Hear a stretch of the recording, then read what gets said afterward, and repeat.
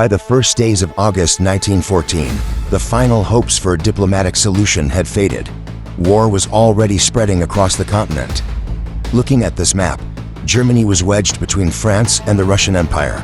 A prolonged struggle against both powers would exhaust their resources, but they saw an opportunity in mobilization. France could strike immediately, but Russia's vast distances meant their armies would take weeks. To survive, Germany finalized the Schlieffen Plan. The strategy required them to defeat France in a matter of weeks by swinging their massive forces west, then rapidly pivoting east by rail to face the Russians before they were fully prepared. Their success depended entirely on the clock. Because the plan relied on beating the Russian mobilization, any delay in the west would cause the entire strategy to collapse. There was a significant obstacle to this rapid victory. Over several decades, France had heavily fortified its shared border with Germany. A direct assault there would likely stall for months, resulting in a bloody stalemate. German planners decided the only practical route was to bypass these defenses entirely. They would move their armies north, marching through the small neighboring country of Belgium to strike France from its less defended flank. This route carried a massive political risk. Belgium had declared itself strictly neutral, a status protected by an 1839 international treaty signed by the major powers of Europe, including Great Britain. Despite the treaty, German leadership assumed the British would stay out of the conflict. They gambled that London would never enter a massive continental war, simply to honor a decades-old agreement for one small nation. By making this assumption, Germany tied its survival to a geopolitical gamble.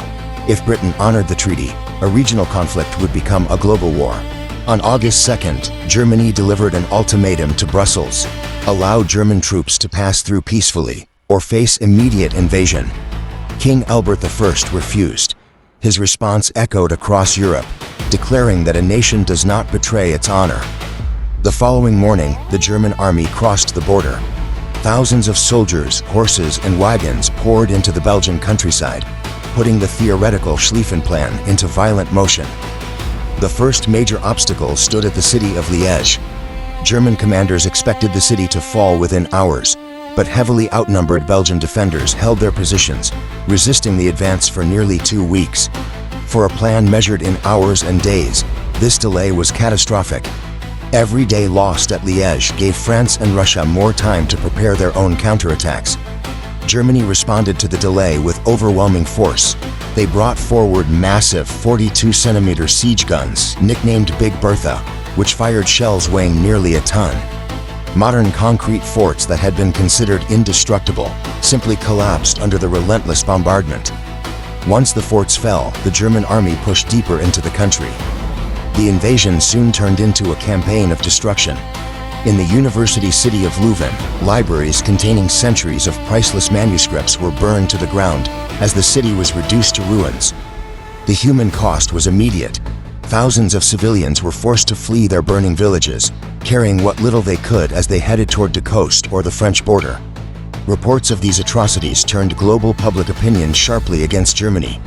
Instead of securing a quick victory, the invasion of neutral Belgium framed the German military as a moral threat to the civilized world. In London, the British government faced a historic dilemma. If they ignored the 1839 treaty, Britain's credibility as a global power would suffer. They could not allow a major power to simply ignore international agreements. Honoring the treaty was no longer just about Belgium. It was about the survival of the existing international order. Late on August 4th, Britain sent a final ultimatum: withdraw from Belgium or face war. The deadline passed without a German response. At 11 p.m., Great Britain officially declared war. The German gamble had failed. By attempting to avoid a long struggle through a quick strike in Belgium, they had instead guaranteed a conflict against the most powerful empire in the world. Britain's entry immediately expanded the scope of the war. Soon, soldiers from across the British Empire, including India, Canada, and Australia, were mobilized for a conflict thousands of miles from their homes. Territories across the globe were now part of the European war, drawing millions of men into a conflict that had started as a regional crisis in the Balkans. While these global forces gathered, France launched an offensive into Alsace-Lorraine. Marching in bright red and blue uniforms, they used outdated tactics that proved disastrous against modern weaponry. rapid-fire machine guns and heavy artillery transformed the battlefield into a slaughterhouse. Courage alone could not overcome industrial firepower and barbed wire. These young men marched toward the front, believing the war would be a glorious adventure that would end before Christmas. None of them could imagine the years of suffering that awaited them. The failure of the Schlieffen Plan didn't just ruin a logistical timetable, it locked millions of men into a war of attrition.